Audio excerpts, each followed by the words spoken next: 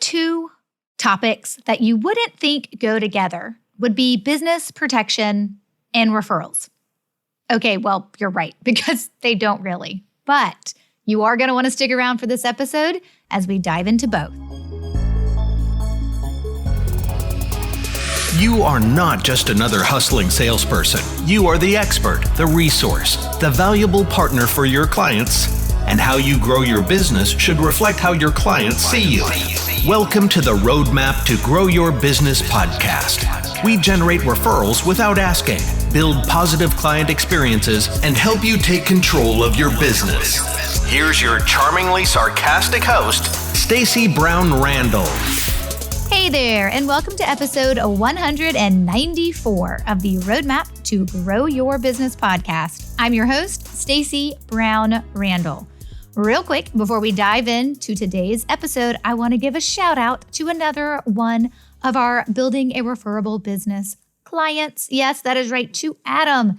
Adam is a franchise consultant, and when he started last year implementing some of the referral foundational strategies that I teach, specifically the one to get more referrals from his existing referral sources and turn potential referral sources into actual referral sources, so getting people who've never referred him before to start referring him, he set a goal of 40 referrals. So this was throughout last year, 2021.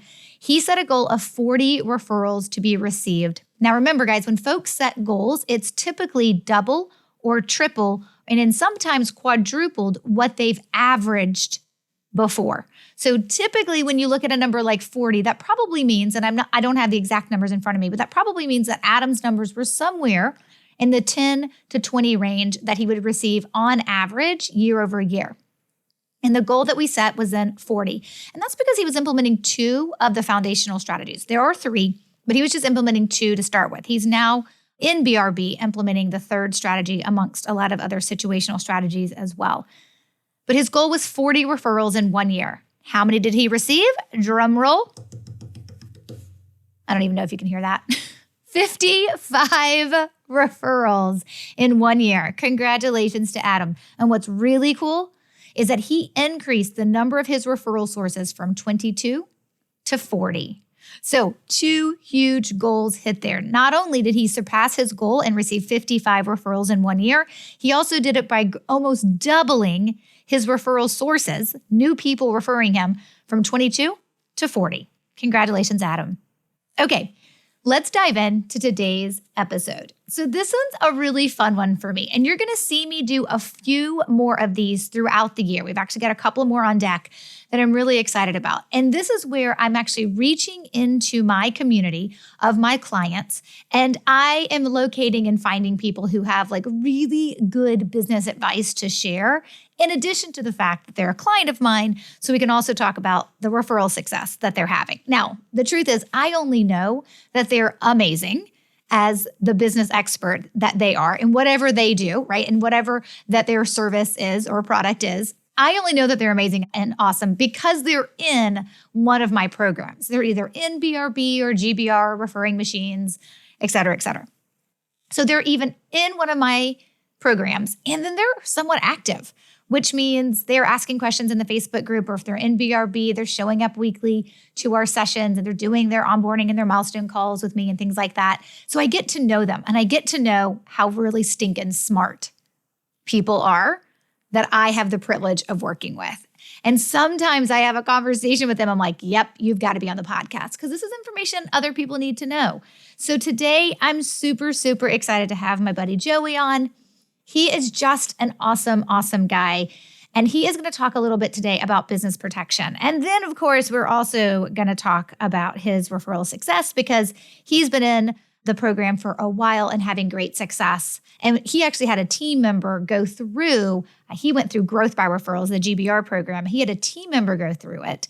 And so he's also going to talk about that. So we're going to do a combo. We're going to talk about both things. We're going to talk about what you need to be thinking about from a business perspective or a business protection perspective. And we're going to talk about referral success and how you can have it as well. Joey Vitale is an internationally renowned speaker, award-winning attorney, and business growth consultant. We also always connect over our love and maybe loathing of writing a book. Maybe I'm the only one who actually ever talks about loathing the writing of a book, but so we definitely get to connect over that as well. He does have a forthcoming book that's entitled The Business Growth Advantage: How to Run Your Business in 1 Hour a Week, Crack the Social Media Code, and Make Limitless Income and Impact. I mean, doesn't that title just make you want to go grab the book right now? Joey is a trusted business growth consultant. He helps mission-driven law firm owners who want to achieve exponential growth and transform into recognized thought leaders so they can have a bigger impact. Of course, he is also a trademark attorney, which is one of the reasons we have him on the show today to talk. And he helps and has spoken to tens of thousands of people all across the world. He also has an amazing podcast, that book coming out, and of course, just a pretty awesome guy because, he's in the GBR program. That's why we consider them awesome. All right, let's dive in to our interview. Here's what I want you to know. Joey and I first talk about, and I think he gives a really good visual of how to think about the legal world when it comes to your business. And he's going to talk about these 4 buckets and then how the legal piece maps into these 4 buckets. And here's the thing. You may have been in business for 3 years, 5 years, 10 years, 15 years, and you're like, Stacey, I got the legal thing figured out. That is awesome. The truth is, you're a unicorn. There are not that many business owners that have every piece of the legal part of their business buttoned up. And I speak from experience because I've had 2 businesses we talk a little bit about my cease and desist letter, my first business I received after about a year in business. Maybe it wasn't even that long in business. And we talk a little bit about that at the beginning of the interview. But if you've been in business any amount of time, I'm sure you have some pieces of the legal part set up. Like maybe you have your formation, right? You've got your LLC, or you're an S Corp, or you're a C Corp, or whatever it is, right? You've got the articles of formation or the articles of incorporation, whatever it is for your business. Most business owners get that started when they get going. And if you have employees, more than likely you probably have some type of contracts and things like that. But there are so many other parts to having a business protected that Joey is going to talk about. And that is all the way from your brand to your content to your relationship, and then making sure, of course, that you're just separating that from who you are as a human versus who you are as a business owner. Okay, so we're going to dive in. And then after we talk legalese and we talk fun legal stuff, then we're going to talk about the referrals and the amazing success that Joey and his team member Caitlin had as they went through the GBR program, and how many referrals they brought in 1 year, and how they have made that a part of their practice as they move into year 2. And I'm so excited to share this interview with you all. Joey, it is always so fun to have somebody on the podcast that I feel like I know. And yes, because you are a client of mine, but also because I have been able to be interviewed by you, and you're writing a book. So we get to talk about that from time to time and the joys of book writing. So it's just so fun to have someone on that is a friend as well as a client. So thank you for joining me today. Well, thank you so much for having me, Stacey. And I really do mean it when I say that, like, it's such an honor to be here and to be featured on your podcast, because the episodes that you've done in the past have meant so much to me that if we hadn't gone through that process of getting to know each other, I'd probably be having like a fanboy moment right now. No, because now behind the curtain, you're like, no fanboy moments necessary. Well, no, you're more of a friend than just that really amazing thought expert how cool would that be if she name dropped me one day? I appreciate you saying it that way, but everybody who listens to this podcast is like, he's probably talked to her for real. He knows the crazy that happens behind the scenes in her world, but thank you for saying that. I appreciate it. Okay. So I was excited to have you on. When we were kind of talking about this episode, obviously I was like, okay, well, I want to have you guys on because I want to talk about the great results that you guys had following your referral plan for the first year. But I'm not going to spoil that. Everybody's going to have to wait till we get to that section. But what you had also then mentioned is a little bit about business protection and the legal stuff that comes from running a business, because obviously that's what you do, right? You're an attorney, but that's what you also help your clients with from business owners' perspectives and help them with. And I thought, you know what, we could do like a combo episode where I've got some questions that I'm going to ask. And then I think it'll help the listeners as well, since the majority of our audience are business owners that need to be doing this stuff, even if they don't want to. And then we'll talk about some of your referral success as well. So we're going to do a 2-for-1 special. Does that sound good to you? Sounds good to me. And for everybody who's like second guessing having tuned into this episode, just know that I will keep all of this as plain English as I can and not talk in legalese. I know this stuff can get overwhelming and confusing and scary quickly, but I'll do everything that I can to make this part of the conversation enjoyable for you. Absolutely. And it can be scary. I mean, oh yeah. I mean, you're looking at, the worst case scenario side of what your business can look like.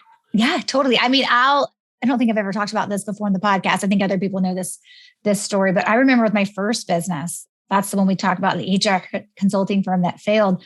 I will never forget getting a cease and desist letter regarding the name of my company. And that was like just a momentary like panic mode and being like, what is happening? And like, they're written. I mean, what is that about? They're like written so like meanly. It's like, can you not just say, hey, listen, you're using our name. We've been here first. Like, can we not be nice about this? Like they're all, they come across as really scary. I just remember getting that cease and desist and I was like, well, I think there's some point in my future, I'd be like, you haven't lived until you've gotten an angry worded letter from an attorney. It's so true. I mean, it's one of those rare occasions where you have a real life freak out moment that feels almost like a nightmare. It's like, oh, is this one of those things where like, it's another, I'm back in school and I've got a test coming up that I didn't study for, but it's real life. And I mean, it makes sense when you say it this way, but it's powerful to remember that I have yet to talk to a client who didn't have a scared reaction to receiving a cease and desist letter. Yeah. And you know what's even crazier? The name of my business was my initials. I was like, I'm pretty sure there should be part of that I own no matter what. But it was really interesting how all that worked. And then obviously I had to hire my own attorney and then we had to figure it out. And then we had to go through do you care enough? Do you want to fight this? It is your initials, but do you just want to change your name? Yeah. Kind of a thing. And it was really, I'll never forget the attorney putting in the letter. She will continue to call herself by her own name and her own initials. Because people refer to me as SBR and those were the initials of the first company. I'm like, that actually is like I'm not putting that on letterhead, right? Like that's not how I'm filing my articles of incorporation or anything like that. But it was just really interesting to kind of go through that process. So, man, well, I'm sorry you had to go through it. You learn a lot. Yeah. Okay. So let's talk about that, right? Let's talk about this because, business protection, the legal stuff, it can be overwhelming. And so why don't you break it down for my audience? Let's start at like just the basic legal protection that a business owner should have in place. Now, I know this is dictated by what they do. So I know there's a lot of different could options here from that perspective, but just break it down, just some basic legal stuff that someone listening can say to themselves, I got that. Ooh, maybe I don't have that. Yeah. So here's a way of thinking about it that I love and that my clients really, really appreciate and find refreshing because it's just an easy way to think about the legal side. So when you really zoom back, like way back, and you look at what your business needs to survive and thrive, you've really got just these 4 different boxes that you need to worry about to keep the business going and thriving. And the first box is your brand. So what makes you stand apart from your competitors and others in the marketplace? And this is especially true for anybody in the service provider community, because one of the things that you hear a lot of marketers and salespeople talk about is the importance of raising your prices or, having more high ticket offers in the service space. It's really hard to do that if you're a commodity. If there's nothing unique about your brand that makes you worth investing more in than other options, you've got a problem, and that's more of a commodity-based business. So the more that you have a distinguished brand, the more that you can justify those higher priced items and services. So I like to think about it as like when you walk down the cereal aisle version of your industry, what makes you different than your competitors? So that's the first box, your brand. Okay, got it. I actually drew out 4 boxes on my piece of paper. I'm ready. Perfect. Great. What's box number 2? The second box is separation. And what I mean by that is this. It's really important as a business owner to not have your sense of self-worth and value tied to the health of the business. And no matter how good or bad the business is currently doing, you can't let your sense of self-meaning come from the state of the business. And so you have to have this, I know that it's kind of cheesy and woo-woo, but you have to have that mindset separation of you not being your business. Probably really important when the cease and desist letter shows up, telling you to stop using your name. Yeah. The third box is relationships. And relationships come in all shapes and sizes for businesses, whether they're customers and clients, or people on your team, or people who are visiting your website, or following you on social media, or signing up for your email list, whatever it is. We have all of these relationships that we have to juggle and complete our end of the bargain with in terms of making our business run. And that also includes, I have to say it for this podcast, things like referral partners, right? Yes. So that's the relationship box. It's a big box. And then the fourth box is your content. This is stuff that goes on your website, your blog, social media, wherever. It's stuff that you put out in the world that makes you more visible and allows you to get and maintain attention from potential customers and clients. So those are the 4 boxes. And a lot of times people come to me after I kind of spell this out and they're like, okay, let's talk about this other box, this legal box. But the truth is there's no legal box. There's just a legal layer to each one of these 4 boxes. I knew you were going to say that. So see how well I'm listening? This is so good. Okay, so brand, brand separation, relationships, and content. Okay, now tell us how legal weaves into all of those. Yeah. So when it comes to brand, that's where trademarks come into play. So trademarks protect those distinctive business names, slogans, logos, podcast names, course names, the stuff that's on the packaging of your cereal box, right? Mm-hmm. And so again, if you want to be a non-commodity business, you've got to have those distinctive elements of your brand and protect them with trademarks. When it comes to separation in that second box, you and I can talk about all this mindset woo-woo. You can hire an expensive life coach. At the end of the day, if you still have a sole proprietorship, you literally and legally are your business. And you don't have that actual separation unless you form something like a limited liability company or a corporation if you're fancy. It's just a lot of people, I think, rightly think that the main legal advantage of creating a separate legal entity is getting those asset protections. And I agree, but I think that all takes a second seat to when you form a separate business entity legally and you recognize what that means, it allows you to show up and perform in a way that you couldn't if you knew that at the end of the day, you were your business. I think that's such a key point is that recognizing that, I say this a lot, like you're the business owner, like you're the big boy, the big girl, like you get to make these decisions, you get to make these choices because you're the business owner and you're in charge. But it certainly helps when you feel like the business owner as well. And knowing that you have some type of formation, right? Some type of entity kind of established. It's the same thing when you move from your business name at gmail.com and you move to like your business name or something comes after the at in your email address, right? It's like having a website that is legitimately built. It's like all those things that make you feel like when you put yourself out there to the world, it's backed up by you feeling with a level of confidence of being like, I'm an owner, like I'm a real owner. Yeah. And this is a little crude, but it's not bad language. One of my favorite business owner friends, who's also a coach, has this phrase that she says to her clients that I love, which is unclench your butthole. And I don't know, I know it sounds weird, but I love using that visual and saying it to myself and my team, because it's this physical thing that you can do with your body that forces you to just kind of let go of control.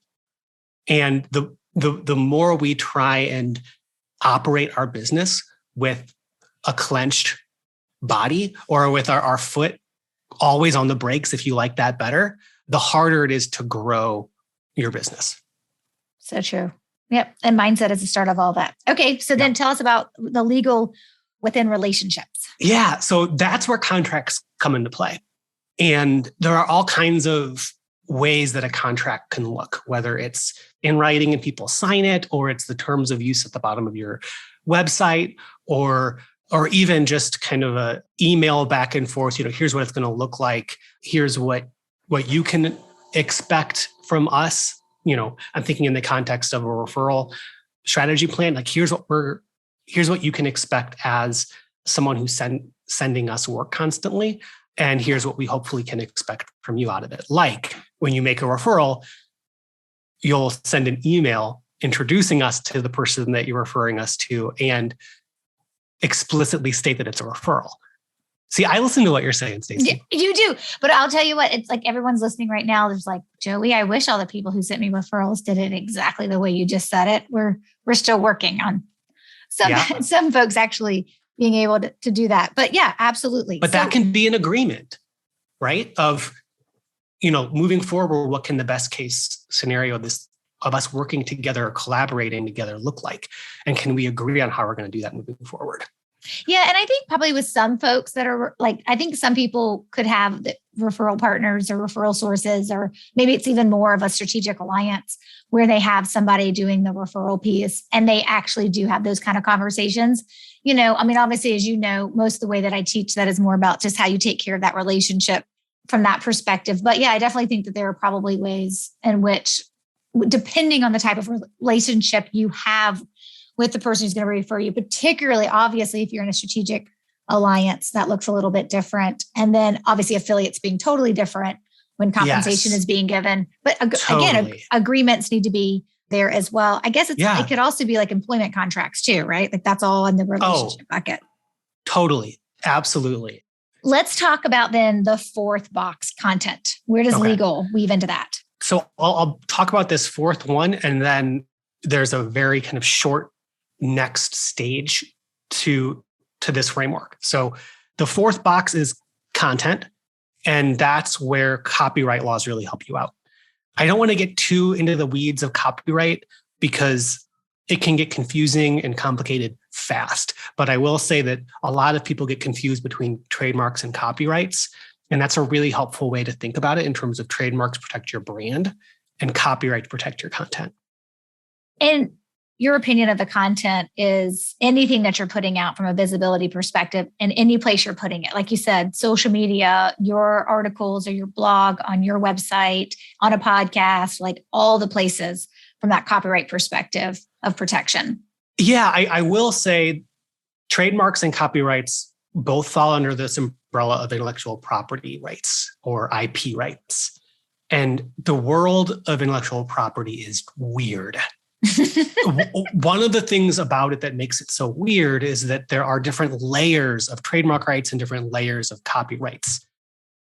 And what's true about both, but it's really important to remember when it comes to copyrights, is that you are entitled to copyright rights automatically. You don't have to file any paperwork or pay any money to the government to have copyright rights. The problem is you don't have any evidence of those copyright rights without hard proof. And it's very difficult, if not impossible / super expensive, to try and start a lawsuit around copyright infringement without a copyright registration. So it's a helpful next question to ask, okay, what should I be thinking about registering with the Copyright Office? And for that, I would say that for most business owners, if you're thinking about what to protect and file to get copyright registrations for, so that if you ever needed to rely on enforcing your rights, focus on your content that you've created that has the most value in the long term, that you're not tweaking constantly, and that would most affect the business in a measurable monetary way if someone stole and reused. Okay, so let's talk a little bit about your law firm then, and specifically from the perspective of some of the awesome success you guys have had with referrals. So I think it's so good that you were able to provide us the context of your brilliance, right? And all the legal stuff and kind of talk. I mean, the four boxing is actually really, really cool in terms of how you break it down. But I also want to talk a little bit about the referral success you've had. Now, you had a team member, Caitlin, who went through the training. So you guys had joined Growth by Referrals, and she went through the training and she implemented the process, and you guys had really awesome success. I think the last bit of numbers that I had from her at your end of your first year put you at like 78 referrals in 1 year, which is amazing, kind of going through this process. So my first question is actually more specifically to the fact that you're the business owner, but you delegated this to a team member to go through the training, implement the process, and then, of course, keep the process going. What tips do you have for other firm owners or business owners who would be considering the same thing? Besides having a fabulous Caitlin on their team? Well, I'll say this first. Before you do that, and this goes along with something that you said earlier, make sure that you reach out to the creator of the course, the leader of the community, and make sure that you're okay. They're okay with you sharing access. Well, that's really kind of you to say, because I don't think everybody would think to reach out and ask. And I'm always delighted when people do. And of course, my answer is yes, however you need to get through it, let's get you through it. Just remember, you got one seat license, so we're not sharing it with anybody else. Well, yes. And I'll add to that, clarify for your own perspective and kind of the situation for the program, if you would actually like to kind of go through the course with, and I did this with you, Stacy, where like I made it very well known to you that Caitlin was going through it, but that I would love access to the course.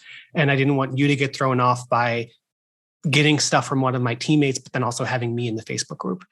If the owner of the program isn't as understanding as Stacy is, you can still move forward and just say, I'm going to delegate all of that. Like Caitlin will be the only person involved in accessing the course and, joining the Facebook group, and they will be like the main implementer. So in this case, like, yes, Caitlin was definitely the main person who was in charge of going through the course, of implementing everything. But I'm very grateful that I was allowed still in the group, and that both Caitlin's name and my name could be kind of in the collective audience.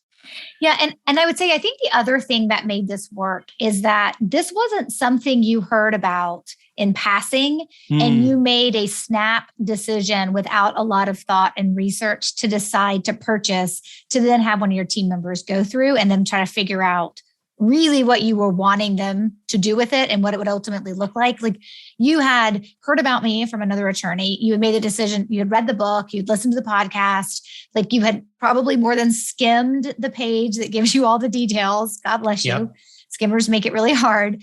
But you had actually gone through and been like, yes, this strategy, this philosophy, this mindset, this is what I want in my business. But I know to make it happen, I need whoever, in this case happened to be Caitlin, I need Caitlin to make it happen for us. And then I will work with Caitlin on the implementation of it when it comes to the things that I need to do as the business owner. And that's key to your success. Oh, well, thank you. I'll add this too, if it's helpful. So when I came across all of Stacy's great resources and was thinking about helping, I was putting all of this kind of referral plan strategy under this marketing bucket. And in my head, it made sense that, yes, these are client facing. Yes, there's a component of sales to all of this, but it would make sense for our marketing department to really take ownership of our referral strategy. And Caitlin is the lead in my marketing department. And so I don't know if I told you this, Stacy, but before we invested in your program, we made a decision that for that quarter, we were going to pick one high-level marketing program within the marketing department that kind of Caitlin and I would run on together, and she would implement and do. And so then we identified your program as the program that we were going to focus on for the quarter. I did not have that little tidbit of information. I feel very special. Thank you for letting me be the spotlight of your quarter. Of course. And then to have you guys have such great success. And the truth is, I mean, I will have people that, they'll email me, they'll direct message me, they'll show up in the Facebook group for their clients in the program, and they'll be like, look at all the success I'm having. Thank you, Stacy. And I'm always like, I will definitely take all of the success you want to give me. I'm not afraid to take credit for all the success, but the reality of it is, and you know this, Joey, this comes down to you and Caitlin implementing and executing. And execution is always the difference between moving forward and thinking about things and staying in the same place. And so whereas I am just as happy to take credit for those 78 fabulous referrals that you guys got in your first year, the reality of it is you did the work and you continue to do the work and you did the work throughout the year. And that's why you were rewarded. Well, thanks. And I want to emphasize that, I'm also in like the course creation world. And I know a lot of people will say things like people buy courses and no one finishes. And I'll offer this kind of reframe to that, which is that, yes, I do think it's true that generally speaking, few people that buy courses finish it, even fewer implement it, but very few people make it a priority for a business at like a quarterly goal level to implement a program. And this might be the biggest tip, even more valuable than all the legal, yes, definitely more valuable than all the legal stuff. I think one of the smartest things we did last year was think to ourselves, what is a course that we could take and implement that would be so valuable for us, that would give us such a strong ROI that it's worth being one of our 3 quarterly goals and having an entire rock mapped around it. And then working backwards from there. Because once you place that much value on going through a course and implementing it, it's relatively easy to do because you've made it such a big priority. I just feel so special that the GBR program got to be a part of your rocks. And it got to be a part, obviously, of them making sure that it was implemented. I think that's really, really, I agree. That's how it happens, but I don't know that's how it ends up being successful. But I don't know if that's how many business owners think about it going into it, right? I think they think like, I need to get more referrals. I'm going to go into Stacy's program and I'm going to do the work. And when they do that, yay, great things happen. But I don't know if they necessarily come in and say, this is one of our goals for this year. I think some do, but this is one of our goals for this year. And you're talking about obviously the EOS modeling when you're talking about rocks and things like that, I'm assuming, but like, this is one of our rocks, right? This is one of our big things that we're focused on. In my world, it would be in the Kanban way of like, it's one of the 3 things I can work on and can't do anything else until it's done. Yes. Right. And making it such a, like, this is how it's going to work because we are making that significant statement of this is one of our big things, not just, again, however it works for you, it gets to work for you. But to be like the hey, we're going to do this and we're going to do this quarter and this is the program we're going to do. I think that's A, why you had success, and B, I'm just thrilled that it was GBR. Well, that was if you didn't design a course that was that valuable, and I mean, if you guys go through the course, like it's a very, very valuable program on the inside. But I mean, like what your course is about is so valuable that when we did the math and we were like, oh, most of our clients are coming through referral partners anyways. We have all of these processes and systems and content calendars built around our social media and everything. Why don't we have similar processes in place to get more referrals? It was such an obvious gap in our strategy that we were like, well, yeah, duh, we need help in this regard. And I mean, I'm also a bit of a course buying junkie in terms of like, I buy courses and have people on my team go through them a lot, but mostly that's just like a go through this course, take notes, take action. We'll get a little bit of an ROI on it. The ROI of a referral program is so huge because most business owners aren't awake to the fact that there is actually a strategy you can implement to be in more control of how many referrals you get each month. And I love that you bring up the ROI piece because that's one thing that we actually changed. And I don't remember exactly all the changes, they start running together after you've had a program that's been out there in the world for so long. But we actually added a change. So you remember when, or Caitlin would probably remember when she would go through module 2 and she was completing all the identifying the existing referral sources. And then you set a goal, like what's your average referrals received over the last 3 years? You get your average. And then you set a goal for how many you want to get to. Like we don't set the average as our goal, we're reaching. But then we added a line in there that's like, okay, now if you close, you won't. But if you closed every single one of those referrals that you just wrote down as that's the number you want for your goal, times the amount that an average client spends with you, what is the ROI on all those referrals? It's been amazing how many people, when they've uploaded that work for me to review, have come back and been like, yeah, that made it real. Yeah. And, we say it doesn't mean you're going to close every single referral you receive. Like that's crazy. But if you got half of them, if you got 75%, if you got 90% of them, like that dollar amount, that's what makes it real for people. And I think that's really, really important. Yeah. 100%. Oh my gosh, Joey, you have shared so much good stuff from the legal side and then also how to think about referrals. And then of course, with the success that you and Caitlin have had and your firm has had going through it. I mean, there are obviously other questions I could ask you, but I think that you have like really hit the nail on the head in so many ways. I do want to see though, if there's anything else you wanted to share that I didn't ask you about that you want to make sure that you mention before we wrap up. Well, I don't know how much more time we have, and I want to respect your time, but I did want to speak to the topic that I know you're writing your next book on about, like even being referable. Right. And I just want to offer an insight in case it's helpful to anyone listening.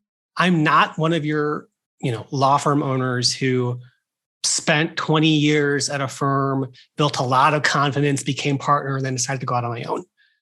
I'm being a little vulnerable here, but I went out on my own after 2 tough years of feeling like I was a really bad lawyer and then thinking, oh, maybe if I owned my own firm and did it my own way, I could capitalize on my strengths that I can't as an associate attorney. I say that because when I started doing the client work, I was very concerned that I wasn't doing a good job for my clients. And so much of what if my clients aren't happy was in my head.